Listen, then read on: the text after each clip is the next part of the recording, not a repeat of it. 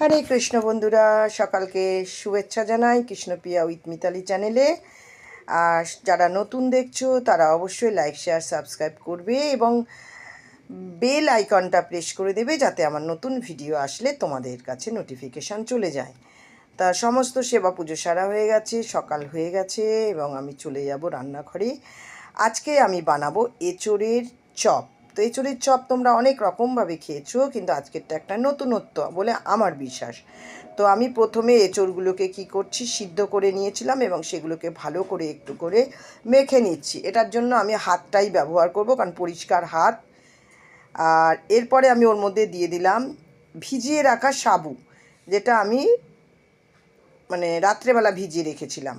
আর তারপরে আমি দিয়ে দেব আদা কুচি, তারপরে দিয়ে দেব আমি কাঁচা লঙ্কা কুচি, তারপরে দিয়ে দেব ক্যাপসিকাম কুচি, তারপরে আমি দিয়ে দেব পরিমাণ মতো নুন। আমি সন্দক নুন দিয়েছি, যেহেতু আমরা একাদশীতে ব্যবহার করছি আমি এটা, সেহেতু আমি সন্দক নুন দিয়েছি, তোমরা যে কোনো নুন দিতে পারো।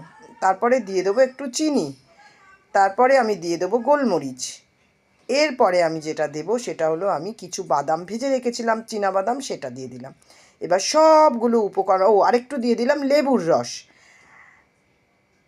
লেবুর রসটা একটু 2-3 চামচ মতো দিয়েছি, আর পরিষ্কার হাত। এবার আমি সবগুলোকে একসঙ্গে মেখে নেব, সুন্দর করে মেখে নেব, যাতে সমস্ত কিছু একসঙ্গে মিলেমিশে যায়।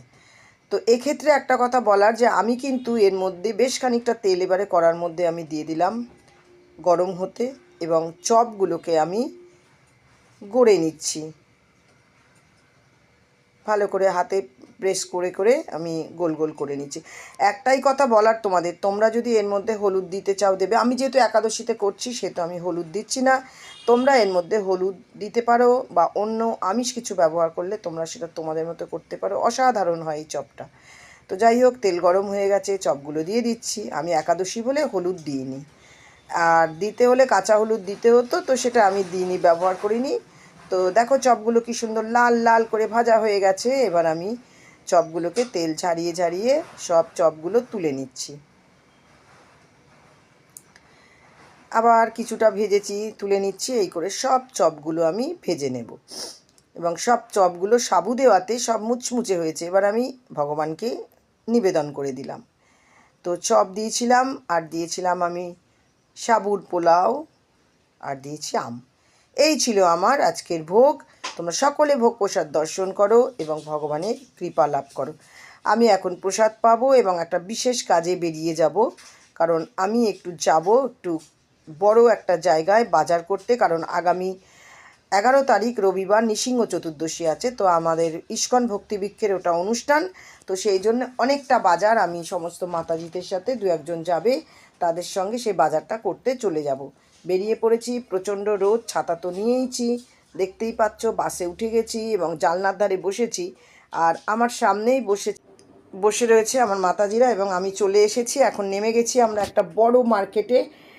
এখানে আমার বাড়ি থেকে এটা অনেকটা দূরে, কিন্তু অনেক বাজার করলে আমরা এখানেই আসতে হয়। এখানে একটু ভালো একটা রিজনেবল দামে পাওয়া যায়।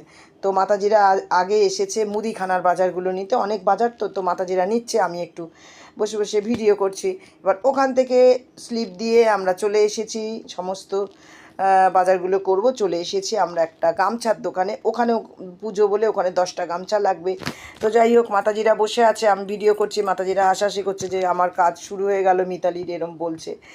তো এখান থেকে বেরিয়ে সামনে দেখতে পাচ্ছি পুরো বড় মার্কেট, তোমাদের দেখাচ্ছি, কি নেই এখানে। এইভাবে সারাটা দিনই হচ্ছে এ মাথা থেকে ও মাথা হেঁটেছি। যা বাজার ছিল, প্রচুর বাজার, সেগুলো হাঁটছি এবং করছি। তো প্রচণ্ড গরমও লাগছে। তো এইভাবে সারাদিনটা চলেছি বন্ধুরা। তো আমি আর একটা দোকানে চলে এসেছি। এখানে হচ্ছে পাতার দোকান। এখান থেকে আমরা গ্লাস পাতা নেব, অনেক পাতা, প্রায় 3-4 হাজার পাতা লাগবে, গ্লাস লাগবে। তো সবটা এখানে ওই ভদ্রলোককে আমরা দিচ্ছি, আর উনি হিসাব করে করে রাখছেন, আর আমি ভিডিও করছি, আর মাতাজিরা দাঁড়িয়ে আছে। তো সমস্ত কিছু নেব, পাতাগুলো দেখে নিচ্ছে মাতাজিদা যে কোয়ালিটিটা কীরকম হবে। আর এবারে চলে এসেছি দশকর্মা ভাণ্ডারে, এখান থেকেও অনেক জিনিস নেব। তো এইভাবেই চললো সারাটা দিন। বন্ধুরা তোমরা ভালো থেকো, আজকে আমার ভিডিওটা এই পর্যন্ত। রাধে রাধে।